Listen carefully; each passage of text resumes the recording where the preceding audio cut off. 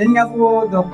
Isang musel na abs ko talaga. Isang ako, 70. Sobrang baba. Oh. 70 o madalas po yung sinakain, no? So, after 6 months na tayo. Ganun. Oh, ang tagal-tagal kong minomonitor to. Napro-frustrate na minsan kasi hindi bumababa yung sugar.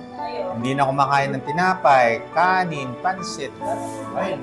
Ngayon sa tagal, ayan, normal. Tapos ko, lagi nang yung fasting glucose ko, 125 lagi. Tapos nung nagda-diet po ako, no, kulang pa yung kinakain ko, kaya lalo ko nangayayante. Kasi pag kumakain ako ng medyo madami, tumataas siya lalo. Eh ngayon, Dok, marami na akong kumain, hindi na tumataas eh. Ang ibig sabihin niyan, dati kasi insulin resistant pa kayo. Kaya kahit na nagbago kayo, nag-low carb kayo, bakit hindi pa rin nako-correct? It will take time pa. So ngayon, eto na yun. Na-address na. Masalas po, hindi ko namin naman ang balikan eh. Kasi O, tigil na natin.